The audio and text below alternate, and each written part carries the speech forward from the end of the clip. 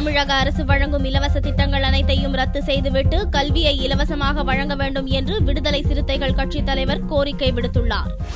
Petrol, diesel மற்றும் சமையல் எரிவாயுவின் விலை உயர்வை கண்டித்து நாடு முழுவதும் பல்வேறு கட்சியினர் மற்றும் தொண்டு நிறுவனங்கள் ஆர்ப்பாட்டம் நடத்தி வருகின்றனர். விடுதலை சிறுத்தைகள் கட்சியின் சார்பில் சென்னை மெமோரியல் ஹால் எதிரில் பெட்ரோல், டீசல் விலை உயர்வை கண்டித்து ஆர்ப்பாட்டம் நடைபெற்றது. விடுதலை சிறுத்தைகள் கட்சி தலைவர் திருமாவளவன் தலைமையில் நடைபெற்ற இந்த கண்டன ஆர்ப்பாட்டத்தில் மத்திய அரசு பெட்ரோல், டீசல், சமையல் எரிவாயுவின் விலை உயர்வை திரும்பப் பெற வேண்டும் என்று வலியுறுத்தி கோஷங்கள் எழுப்பப்பட்டது.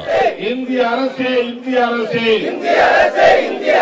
திரும்பப் பெறு, திரும்பப் பெறு, விலை உயர்வுகளை திரும்பப் பெறு. தொடர்ந்து செய்தியாளர்களிடம் பேசிய திருமாவளவன் மத்திய அரசு பெட்ரோல் மற்றும் டீசலுக்கு விதிக்கும் வரியை ரத்து செய்ய வேண்டும் என்று வலியுறுத்தினார். கடந்த ஒரு ஆண்டில் மட்டும் சுமார் 10 முறை பெட்ரோல், டீசல், மண்ணெண்ணெய், சமையல் எரிவாயு போன்றவற்றின் விலைவாசியை இந்திய அரசு உயர்த்தி இருக்கிறது. இந்திய அரசின் இந்த போக்கை விடுதலை சிறுத்தைகள் வன்மையாக கண்டிக்கிறது. விலைவாசி உயர்வை கட்டுப்படுத்துவதற்குத்தான் ஒரு ஆட்சி தேவைப்படுகிறது.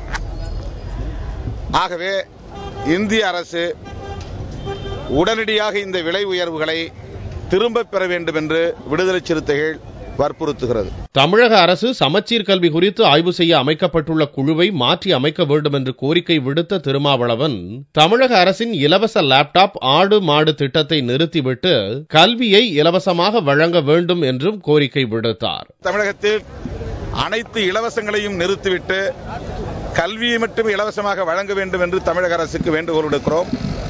திமுக ஆட்சியின் போதும் இந்த கோரிக்கையை வைத்தோம். இந்த முறையும் இந்த கோரிக்கையை வைக்கிறோம்.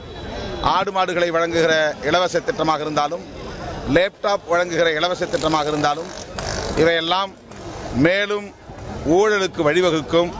எனவே இலவச திட்டங்களை முழுமையாக நிறுத்த வேண்டும். பெட்ரோல், டீசல் விலையை உடனடியாக குறைக்காவிட்டால் தமிழகம் முழுவதும் பெரிய அளவில் போராட்டம் நடத்தப்படும் என்றும் திருமாவளவன் எச்சரிக்கை விடுத்தார்.